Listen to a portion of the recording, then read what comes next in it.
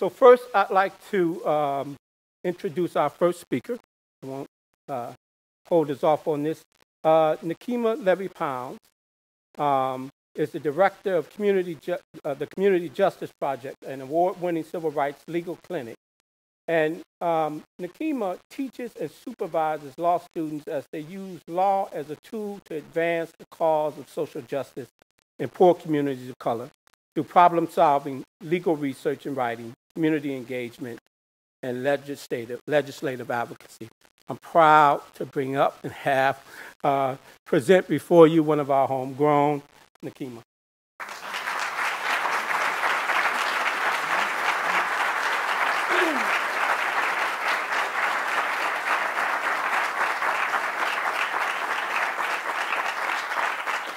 Thank you. Good morning. Oh, you guys are wonderful. It's a privilege and an honor to be here today. I am so glad that we are having this discussion.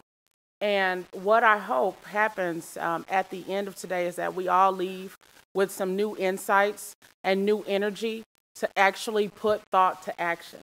Because one of the things that I have seen since moving here in 2003 is that we sometimes have dialogue, and then we have more dialogue, and then we have some more dialogue. And meanwhile, things continue to get worse for our poorest communities. And I posit to you that change cannot wait with regard to some of the disparities that are currently in existence.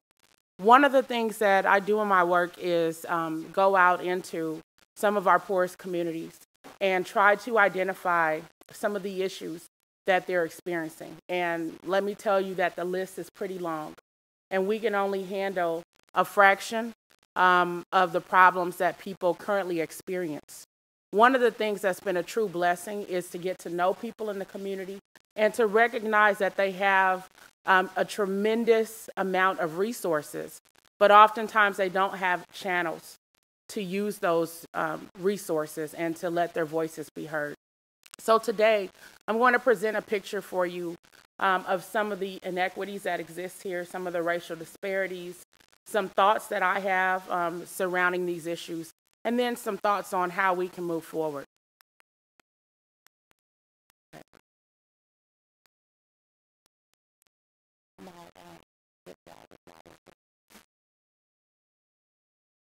Okay, it'll just be one moment.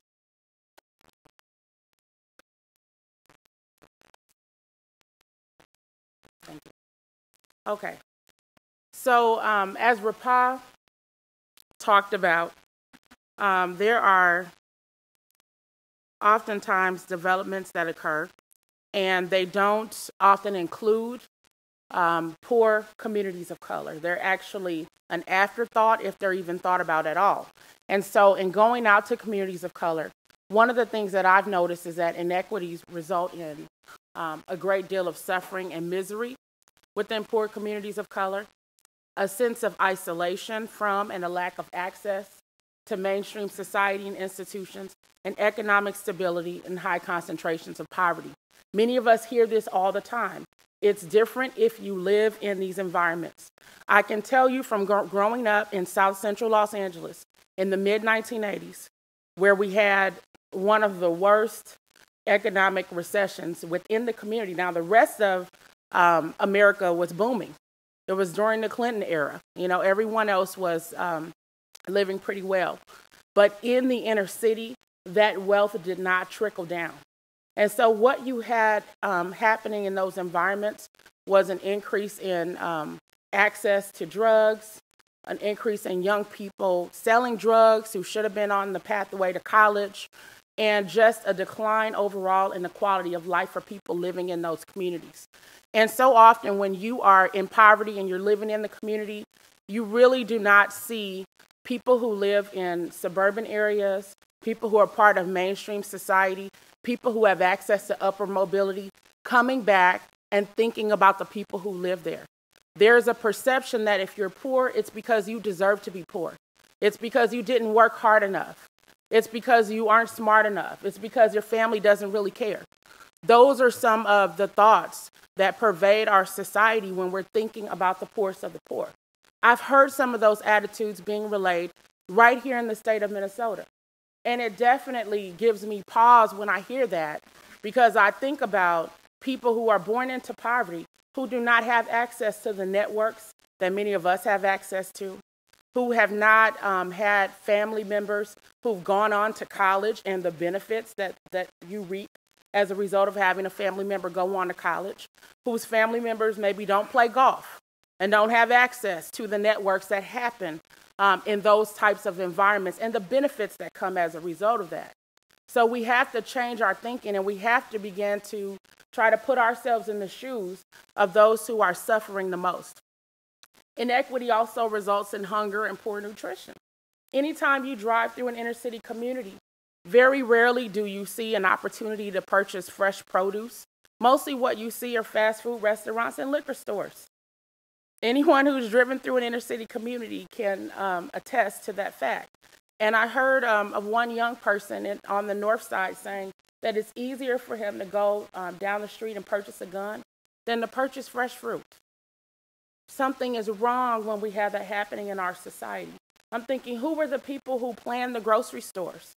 Why is fresh produce and options available for people who live further out in the more wealthy areas? That's a problem when our kids can't get fresh fruit. That also leads to poor educational outcomes. We have here what many call the achievement gap. I personally don't buy into that language. I call it the miseducation of our children, or the opportunity gap that exists here.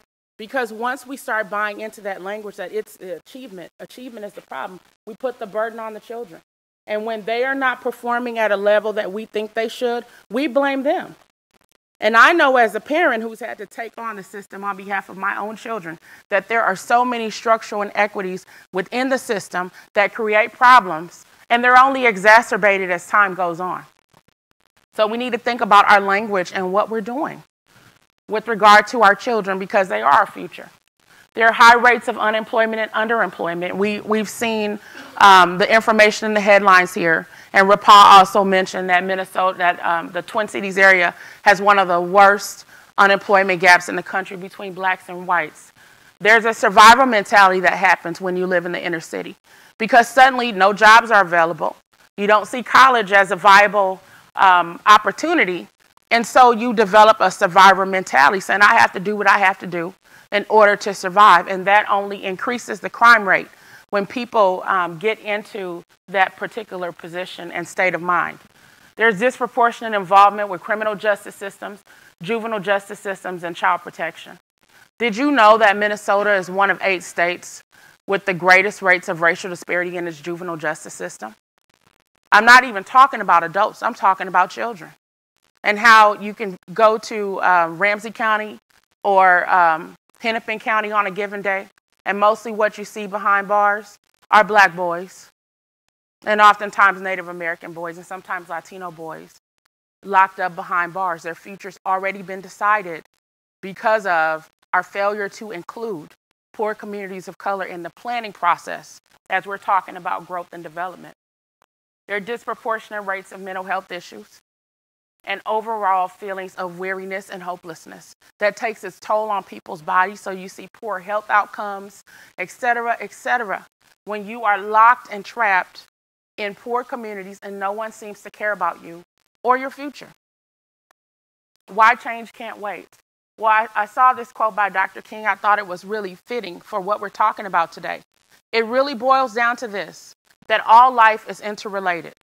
We are caught in an inescapable network of mutuality, tied into a single garment of destiny. Whatever affects one directly affects all indirectly. We're made to live together because of the interrelated structure of reality. Now, he said those words in 1976, but they're still applicable today. 1967, but they're still applicable today. So many of us move out into the suburbs and the exurbs, hoping to get away from people that we think are undesirable or that we don't want to be our neighbors. But really, what goes on outside of our community still affects us one way or another. We're still going to pay the cost one way or another in terms of investing in advance or on the back end when we're investing in the criminal justice system. Some of the key indicators of quality of life, as we know, are income, employment, education, poverty, and housing and home ownership. I'm going to briefly run through some of these points related to quality of life. In terms of the income disparities, here in the Twin Cities, the median income for non-Hispanic white households was $57,979 in 2009, which is well above the national median. But if you look at black households, the median income was $26,930. In terms of the unemployment crisis, as you know from probably reading the Star Tribune, the unemployment rate for whites in 2010, 6.4%. However, when you look at their black counterparts, unemployment rate 22%. Educational disparities. Look at the four-year high school graduation rates for whites, 82% for 2008-2009. Meanwhile, just 43% of black kids are graduating in 4 years. So yes, we are moving towards a more diverse society, but what is it going to look like? Is it going to look like the America that we all told that we were living in, one where the American dream was accessible to everyone? Or will it look like South Africa, where people of color are in the majority, but a few hold the power? And believe me, they're not people of color. The masses are still poor, broke down, and don't have access to opportunity. That's not the kind of America that I want for any of us, for my children, or for my children's children. In terms of poverty, whites have the sixth lowest rate of poverty in the nation at 7.4%. And look at the black rate of poverty. Only Mississippi and Louisiana have higher poverty rates among blacks than we do in Minnesota. According to the Kaiser Family Foundation, we're about 4% of the population of Minnesota, but 36% of those who live in poverty. With regard to children in poverty, according to the Children's Defense Fund, Minnesota had the nation's fifth lowest poverty rate for whites. But look on the opposite side. For black children, the poverty rate for African Americans was the fifth highest in the nation. Just like at the Governor's Economic Summit in March, I posited that there are two Minnesotas, one black, one white, both separate and unequal. And the stats don't lie. When we look at home ownership, the rate for whites, 74.7%. Home ownership for blacks, about 32%. I don't know about you, but I find this very disturbing and problematic. And I want to see us chart a new course for the future. Now, one aspect of this discussion that is often overlooked is what happens with regard to our criminal justice statistics when we overlook the things that are happening in poor communities of color. I see it every day. I see how the laws and policies impact the poorest of the poor, who don't have a seat at the table, who are not at the legislature, who are not at the county board, who are not represented at city council meetings adequately. I see what happens in our incarceration rates. And I just want to quickly show you. Minnesota has one of the lowest rates of incarceration in the country. That's something that many people are very proud of, and I'm glad that our incarceration rates are not higher. However, Minnesota has the fourth highest rate of individuals on probation or parole in the country. That's a system that often is not given enough scrutiny by many of us, even though our tax dollars are going to support that particular system. We also have a very high rate of recidivism. So that revolving door just keeps on turning with people going in and out of prison, often for reasons where if we were to intervene and be strategic and engage in problem solving, we could shut that revolving door. According to the Department of Justice, Minnesota had the second highest rate of growth in its prison population over the last decade. So as you can see, as our communities of color, our populations of color are increasing, guess what? Our prison population is increasing. Our prison population doubled over the last 10 years. We have currently the 13th worst rate of racial disparities in the country. We used to have the first or second highest rate. We would flip-flop with Iowa every now and again until the so-called meth epidemic, which caused more whites to end up in our prison system here in Minnesota. But before that, we were number one or number two on a routine basis. As of July 1st, 2009, there were over 9,000 people incarcerated in Minnesota. Look at the disparities I showed you before. African Americans, roughly 4%, maybe 5% of the population, but 35.4% of those who are incarcerated. And you see similar parallels with the Native American community. They're about 6%, 6.8% of those incarcerated in Minnesota, but they're just 1.2% of the general population. So one of the problems that I see is that we're locking up people who are undesirable. A lot of the crimes that people end up incarcerated for, they're not necessarily violent crimes. Some of them are nonviolent offenses. Some of them are low-level crimes, vagrancy crimes. And once someone has a criminal history, many employers will not hire them, which means that they are trapped in the cycle of poverty and crime. And it drags down the whole neighborhood. It creates blight. It creates white flight. And again, the poorest of the poor are locked in our inner city communities with no hope unless we change what we're doing. We know that mass incarceration breaks down families. How many children in our public school systems right now have a parent who's incarcerated? I've been to the schools. I've talked to the children. I know that they're suffering. They're hurting. They're wondering, why is this happening to me? And it's hard to give them a valid explanation as to why. Children's lives are disrupted when this happens as well. Now, some of the key observations that I have, barriers to meaningful change here in the Twin Cities, is that many of us are in denial with regard to the racial and economic disparities that exist. I've been reading many documents that talk about Minnesota's such a wonderful place to live. Come bring your children. You know, there's so many jobs here. It's wonderful. It's an oasis of wealth and prosperity. And what's happening in communities of color is often not even mentioned. So you wouldn't even know what's going on in our poorest communities unless you dug deep enough. This is a very difficult landscape to discuss racial and social justice issues.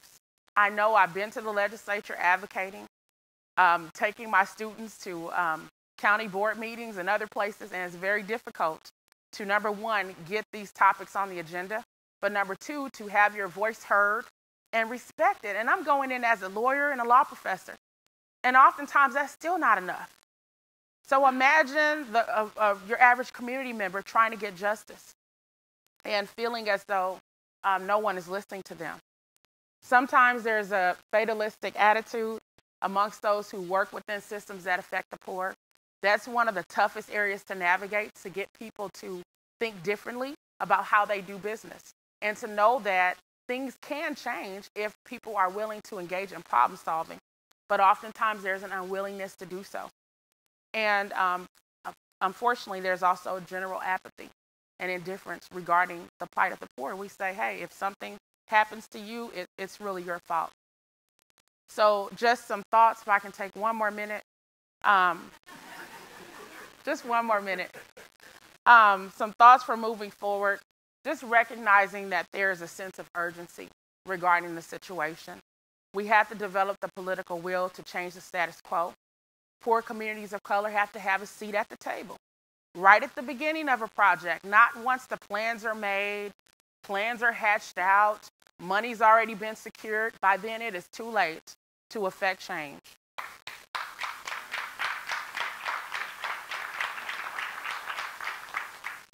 Also, communities of color must be given the opportunity to play a meaningful role in creating laws and policies that will affect their quality of life. One example that's been given is the use of racial impact statements.